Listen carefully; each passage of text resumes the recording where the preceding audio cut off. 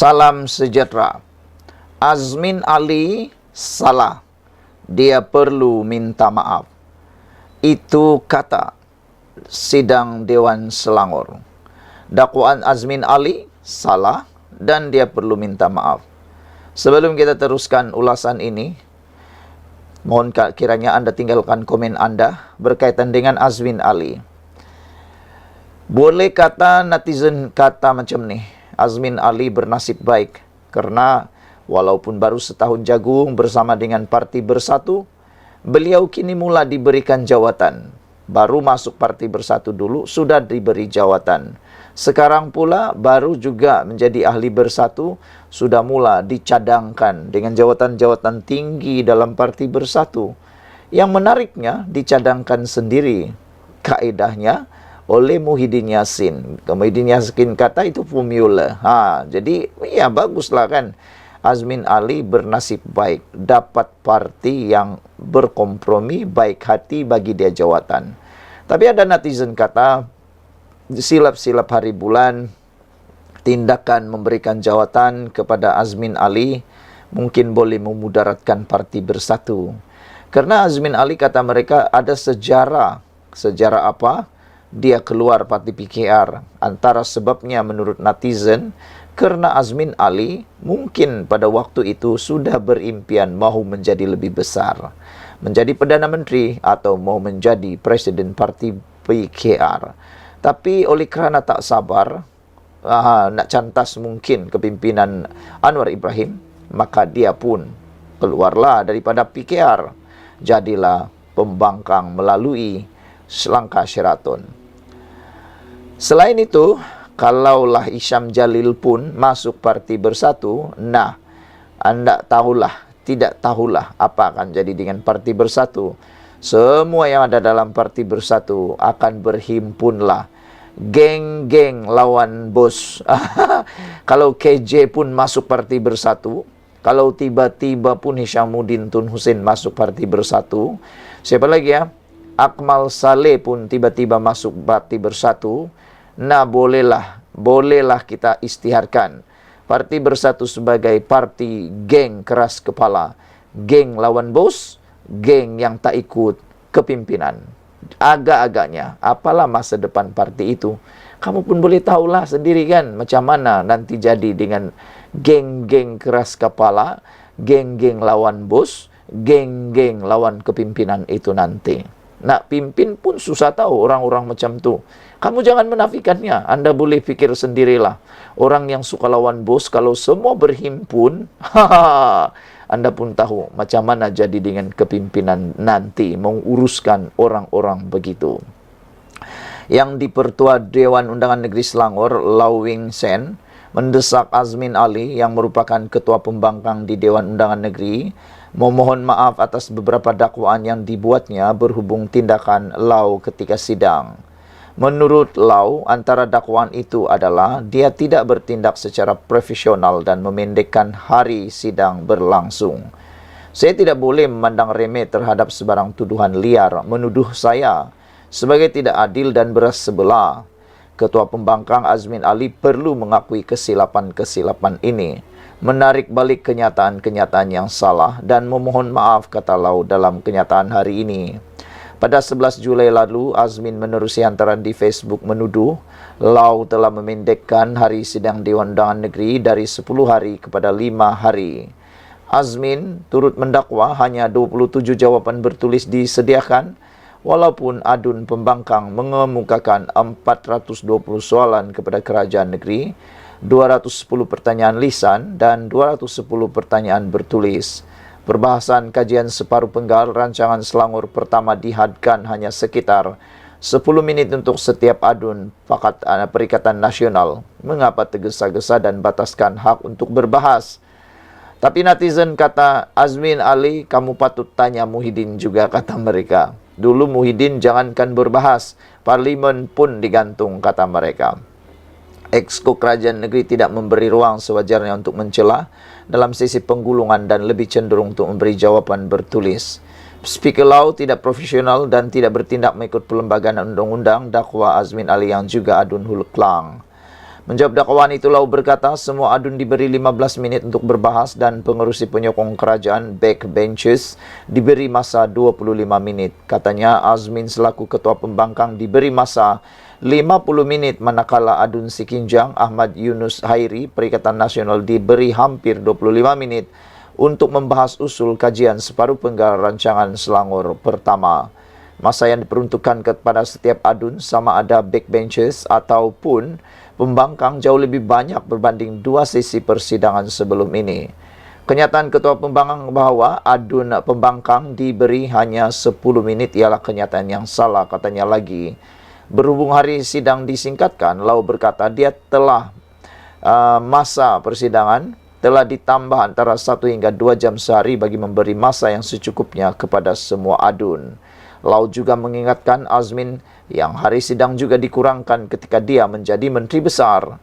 Bagi sidang DUN bermula 17 Ogos 2015 hingga 28 Ogos 2015, sidang habis awal pada 20 Ogos 2015 bersidang 4 hari tiada penambahan masa. Bagi sidang Dewan Undangan Negeri bermula 1 Ogos 2016 hingga 12 Ogos 2016, sidang habis awal pada 2 Ogos 2016 bersidang 2 hari tiada penambahan masa. Bagi sidang Dewan Undangan Negeri bermula 24 Julai 2017 hingga 28 Julai 2017, sidang habis awal pada 25 Julai 2017 bersidang 2 hari tiada penambahan masa. Lau turut mengingatkan Azmin yang mesyuarat Majlis Raja-Raja Melayu yang diadakan pada 17 dan 18 Julai ini, manakala Majlis Pertabalan yang di Pertuan Agong akan diadakan pada 20 Julai. Menteri Besar akan mengiringi Sultan Selangor untuk menghadiri mesyuarat Majlis Raja-Raja Melayu dan Majlis Pertabalan yang di Pertuan Agong. Saya percaya Ketua Pembangkang tahu dan faham akan tugas Menteri Besar dalam perkara ini, katanya lagi. Dia berkata walaupun dengan tempo sidang yang disingkatkan sebanyak 64 pertanyaan lisan dijawab, tidak termasuk soalan yang turut dijawab agensi kerajaan. Katanya, dia turut membenarkan 84 pertanyaan tambahan dijawab. Dengan ini disimpulkan bahawa beberapa dakwaan Ketua Pembangkang dalam kenyataannya adalah salah dan tidak profesional. Jadi kata netizen, Azmin cuba malukan kerajaan Selangor, tapi dia sendiri malu, dapat malu padan muka. Rupa-rupanya dia lagi teruk dulu memendekkan waktu persidangan tanpa ada pertambahan masa. Lau, kerajaan sekarang ada tambahan masa. Dikurangkan hari tapi ditambah waktu 2 jam sehari. Jadi maknanya masa yang telah dibuang atau dipendekkan itu ditambah dengan penambahan masa. Azmin Ali dulu tak buat pun. Itulah malukan orang sendiri malu.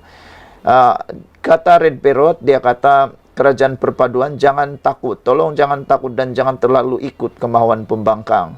Semasa mereka jadi kerajaan, mereka menekan pembangkang. Sekarang ini kerajaan perpaduan memberi banyak masa dan kelonggaran. Pembangkang menengking, mengganggu, mencelah tanpa kebenaran semasa perbahasan, tetapi tidak ada tindakan. Speaker kena hentikan ini dengan mengambil tindakan selaras peraturan Dewan. Speaker kena tegas, law is law, katanya. Open-minded kata, Azmin has no time to apologize as he is busy trying to become president of Bersatu, kata open-minded. Betul lah tu. Sekian dulu untuk kali ini. Bye-bye. Salam sejahtera. Adakah Speaker Dewan Rakyat akan letak jawatan selepas diasak bertubi-tubi oleh para pembangkang, para penganalisis politik, dan juga para pemerhati politik, para pengikut politik di Malaysia? Speaker Dewan Rakyat, Johari Abdul, baru-baru ini telah membuat keputusan yang paling panas sekali apabila beliau tidak mengosongkan 6 kerusi parlimen bekas ahli Bersatu. Ini kerana antara sebab yang dinyatakan oleh Johari Abdul, katanya perlembagaan Parti Bersatu bertentangan dengan perlembagaan persekutuan. Saudara-saudara sekalian, ada orang kata, ada yang mendesak supaya Johari Abdul tetap jangan buat U-turn. Kebanyakan ya, 80% netizen, khususnya para penyokong kerajaan Pakatan Harapan, mengatakan supaya Johari Abdul jangan dipengaruhi oleh sesiapapun, kerana anda ialah pemutus yang sebenar. dan dia tidak boleh dicampur adukan dengan mahkamah, kata mereka. Dan ada juga kata, tentulah keputusan akan memihak kepada kerajaan. Bagaimana kalau Perikatan Nasional pula yang ada Speaker Dewan Rakyat mereka? Mereka pasti juga akan membuat keputusan yang sama, kata netizen. Jangan pura-pura tak tahu pula, kata mereka. Ada juga yang mendesak supaya Johari Abdul letak jawatan atau ditukar. Antaranya ialah salah seorang yang paling galak sekali supaya Johari Abdul digantikan dan letak jawatan ialah bekas peguam Najib Tun Razak, Zaid Ibrahim. Wah, dia kata gantikan dengan speaker lebih adil, merujuk kepada Johari Abdul, Speaker Dewan Rakyat. Secara pribadi, ramai orang tak setuju supaya mengikut telunjuk kepada Zaid Ibrahim ni. Kerana ada yang kata Zaid Ibrahim ni sebenarnya bercakap atas kapasiti kepentingan beliau. Bukan untuk kepentingan negara pun. Kalau untuk kepentingan negara, dia patut berdiri sebagai orang yang bebas. Tapi nampaknya dia ini pro kepada siapa. Anda tahu dia pro kepada siapa. Itu sebabnya dia mahu digantikan Speaker Dewan Rakyat tu. Bagi Anda yang memandang itu sebagai betul, mungkin Anda juga adalah orang yang pro kepada pembangkang. Yang dipertua Dewan Rakyat atau Speaker perlu diganti dengan individu yang tidak berat sebelah dan bersikap lebih adil, kata bekas Menteri di Jabatan Perdana Menteri JPM Datu Muhammad Zaid Ibrahim. Tiada undang-undang atau peraturan mampu menggantikan etika dan tingkah laku kerana fungsi institusi kerajaan termasuk parlimen hanya boleh berlaku apabila mempunyai penjawat awam yang jujur dalam menjalankan tanggungjawab, katanya.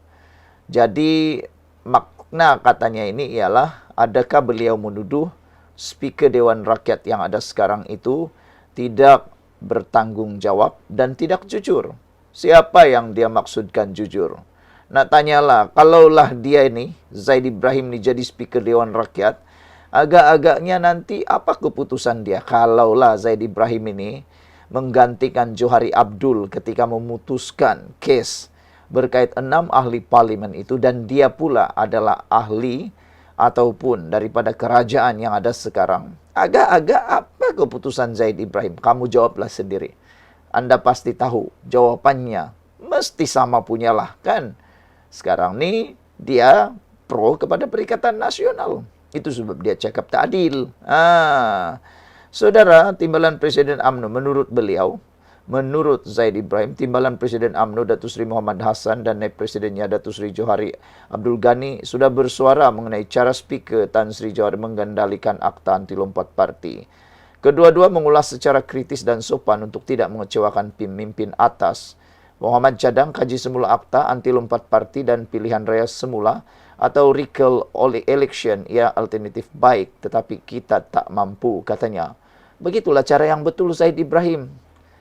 Kaji semula Akta Anti Lompat Parti itu. Kaji semula. Tapi untuk mengosongkannya, nak bagi tahu itu merugikan negara. Berapa juta duit rakyat hilang. Berapa juta duit rakyat yang sepatutnya untuk pembangunan digunakan untuk pilihan raya yang bobrok itu. Kamu juga orang-orang politik yang buatkan.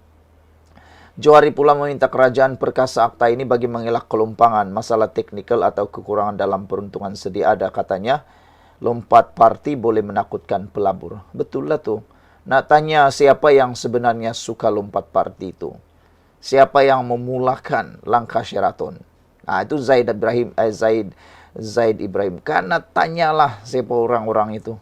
Jika UMNO merasa yakin dengan isu ini, kerajaan Madani tiada pilihan lain kecuali membenarkan Parlimen memilih Speaker Dewan Rakyat yang baru, katanya menerusi hantaran di X pada Ahad. Sebelum ini, Muhammad ketika sidang akbar selepas perasmian mesyuarat, katanya memaklumkan andai recall election dilaksanakan, kuasa pemilihan diberikan semula kepada rakyat bagi mengekang tindakan lompat parti wakil rakyat. Sekian untuk kali ini. Jangan lupa tinggalkan komen anda, tekan butang subscribe. Kita jumpa lagi. Bye-bye. Salam sejahtera. Terima kasih kerana bersama dengan saya di Nazilin Unity Channel. Saudara-saudara sekalian, pendedahan kali ini memang paling menarik. Apabila Lim Guan Eng mendedahkan satu lagi perkara yang telah dilakukan semasa zaman Muhyiddin.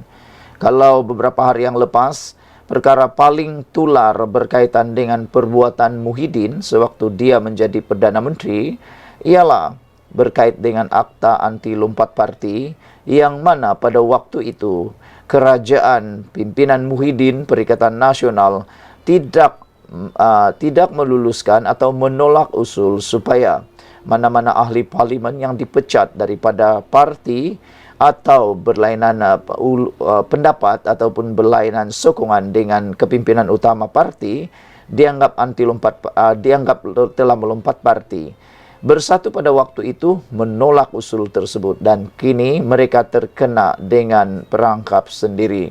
Disebut sebagai perangkap kerana netizen kata pada waktu itu Muhyiddin tidak menyokong akta anti lompat parti yang dipecat itu sebagai lompat parti, atau yang menyokong berlainan dengan kepimpinan sebagai lompat parti, kerana pada waktu itu kata netizen ataupun kata pemerhati politik, kata mereka, pada waktu itu kata mereka Muhyiddin mungkin mengharapkan sokongan SD daripada ahli-ahli parlimen, terutamanya daripada UMNO. Jadi itu sebabnya dia tidak menyokong usul akta lompat parti bagi yang terpecat. Tapi rupa-rupanya tidak juga berhasil kerana tak cukup jumlah. Yang lebih teruk lagi ialah semua parti yang ada di Malaysia telah menggubal peraturan perlembagaan mereka sehingga tidak akan berlaku perkara yang berlaku kepada Parti Bersatu. Hanya Parti Bersatu yang tidak membuat pindaan lebih awal. Mereka hanya buat pindaan perlembagaan parti mereka selepas mereka terkena oleh 6 ahli parlimen mereka yang berpaling tada. Kali ini, satu lagi pendedahan yang berlaku pada zaman Muhyiddin, iaitu pengecualian cukai Yayasan Al-Bukhari dibatal pada zaman Muhyiddin. Wah, rupa-rupanya kalau selama ini anda pernah dengar tentang kononnya pengecualian cukai Yayasan Al-Bukhari kerana kekejaman Anwar Ibrahim, kanmu silap. Rupa-rupanya kata Lim Guan Eng, ia sudah dibatal pada zaman Muhyiddin. Lim Guan Eng pada perbicaraan kes saman fitnah berhujah pembatalan status pengecualian cukai Yayasan Al-Bukhari telah dilakukan semasa pentadbiran Perdana Menteri ketika itu, iaitu Muhyiddin Yassin. Lim Guan Eng juga menolak dakwaan Muhyiddin bahawa pembatalan itu dilakukan semasa dia menjadi Menteri Kewangan di bawah pentadbiran Dr. Mahathir Mohamad pada tahun 2018. Planatif, Lim membuat bantahan itu dalam kenyataan pembukaannya untuk perbicaraan mahkamah hari ini ke atas saman fitnahnya terhadap defendant Muhyiddin Yassin. Lim menerajui Kementerian Kewangan dari Mei 2018 hingga Februari tahun 2020. Selepas Mahathir meletak jawatan sebagai Perdana Menteri, Muhyiddin menerajui Kerajaan Perikatan Nasional dari Mac 2020 hingga Ogos 2021. Dalam kenyataan pembukaan perbicaraan hari ini, hari pertama di Mahkamah Tinggi Kuala Lumpur, Lim Guan Eng mendakwa surat bertarikh 5 Februari 2021 daripada ahli perniagaan Syed Mokhtar Al-Bukhari kepada Muhyiddin menunjukkan pembatalan itu berlaku semasa pentadbiran defendant. Pelanati menegaskan bahawa surat pengerusi yayasan berkenaan menyebut bahawa Lembaga Hasil Dalam Negeri LHDN baru-baru ini membuat keputusan untuk tidak mengiktiraf kelulusan Kementerian Kewangan. Surat ini akan menunjukkan gambaran yang jelas bahawa isu pembatalan pengecualian cukai kepada Yayasan Al-Bukhari dibuat ketika defendant sendiri menjadi Perdana Menteri. Perkataan yang digunakan oleh Syed Mokhtar adalah padat dan tepat, iaitu baru-baru ini. Baru-baru ini hanya boleh bermakna baru-baru ini dan berdasarkan surat bertarikh 5 Februari tahun 2021, ia hanya boleh bermakna pembatalan itu berlaku ketika defendant menjadi Perdana Menteri, kata Lim Guan Eng. Ahli Parlimen Bagan itu berhujah surat berkenaan tidak pun menyatakan dirinya atau pentadbiran PH sebelum ini sebagai bertanggungjawab terhadap pembatalan status pengecualian cukai. Lim berkata ini walaupun Perdana Menteri Anwar Ibrahim di Parlimen pada 21 Mac tahun lepas menafikan dakwaan itu. Memandangkan defendant tahu atau sepatutnya mengetahui kandungan surat yang dikeluarkan oleh Syed Mokhtar kepada defendant. Satu-satunya penjelasan mengapa defendant terus mengeluarkan kenyataan fitnah secara terang-terangan dengan menyerang planatif adalah kerana survival politik defendant hujah Lim. Planatif dijangka di soal balas di mahkamah kemudian oleh pasukan Peguam Muhyiddin. Prosiding di hadapan Pesuruhjaya Kehakiman Roz Mawar Rozian disambung petang ini. Pada 27 Mac tahun lalu, Lim memfail writ saman terhadap Muhyiddin. Sekian untuk kali ini, ikuti terus ulasan. Salam sejahtera, terima kasih karena bersama dengan saya di Nazilin Unity Channel. Ada orang kata, satu lagi ahli parlimen hilang sementara di Dewan Rakyat. Ini apabila tindakan ahli parlimen Pendang yang menuduh Raya sebagai anti-Islam telah mendapat padah. Beliau telah pun digantung serta-merta daripada hadir Dewan Rakyat selama 3 hari. Netizen ada yang marah, ada yang gembira. Bagi yang marah, kata mereka, 3 hari tidak digantung itu dapat gaji ke tidak? Dapat allowance ke tidak? Kalau dapat allowance itu rugi, kata mereka. Dapat gaji sepatutnya dipotong 3 hari. Kiralah, bahagilah gaji itu, bahagi dengan 30 hari, dapatlah gaji harian. Gaji harian yang tak hadir digantung itu patut dipotong, kata mereka.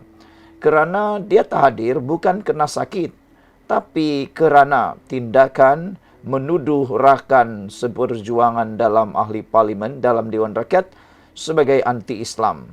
Tiada bukti, tiada kenyataan dan perkara itu memang sensitif. Hari ini, padah menggunakan perkataan anti-Islam terhadap seorang anggota Dewan Rakyat daripada parti kerajaan, Datuk Awang Hashim dari PN Pendang, hari ini diarahkan meninggalkan Dewan Rakyat serta-merta. Keputusan itu dibuat Timbalan Speaker Dewan Rakyat Datuk Ramli Mat Noor selepas Awang enggan menarik balik kenyataan yang ditujukan kepada RSN Raya PH Jelutung dengan ahli parlimen Pendang itu turut digantung 3 hari daripada menghadiri persidangan Dewan Rakyat. Ada netizen kata, kenapa gantung 3 hari saja? Kerana ahli parlimen Pendang ini sudah banyak kali, kata netizen, mengganggu perbahasan, suka mencela, suka mengganggu perbahasan sehingga perbahasan menjadi tidak bermakna lagi. Kerana hanya membuang masa, kelihatan seakan-akan Dewan Rakyat jadi zoo pula, kata netizen. Oleh sebab itulah, mereka mahu supaya kenapa alang-alang 3 hari bagi terus 3 tahun, kata mereka. Mereka mahu supaya ahli parlimen Pendang yang sering kali mengganggu perbahasan itu digantung 3 tahun bukan 3 hari. Tapi harus diingat, dalam Dewan Rakyat ada peraturannya. Tak boleh ikut sesuka hati, tak boleh tuduh orang sesuka hati, tak boleh juga gantung sesuka hati.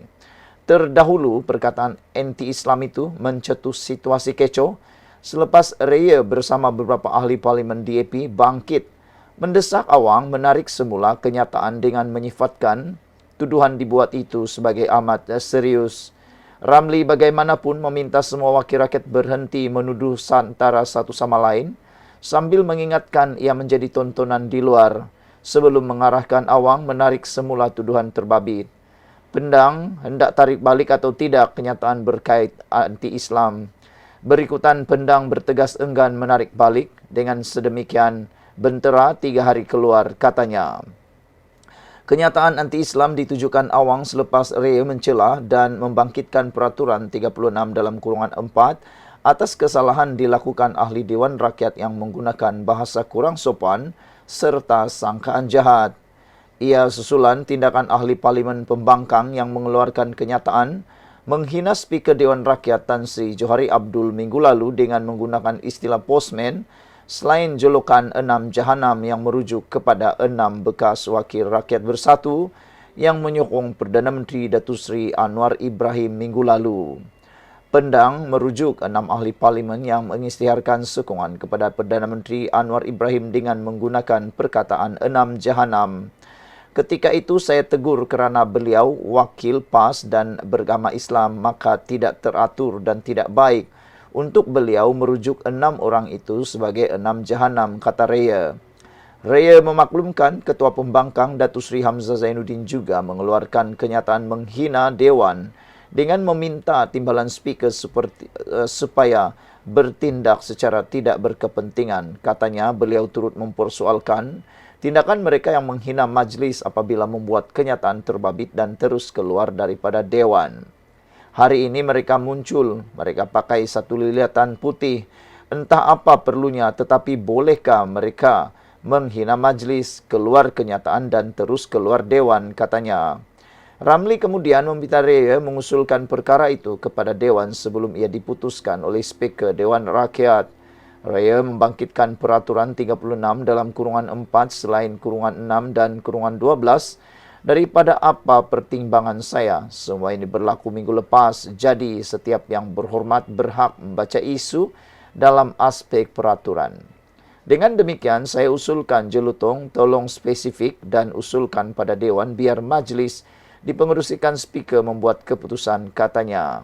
Awang kemudiannya mencela membangkitkan peraturan Dewan 36 dalam kurungan 6 berikutan namanya disebut sebelum menuduh Raya sebagai anti-Islam sebelum diminta ahli parlimen DAP itu supaya menarik semula tuduhan terbabit.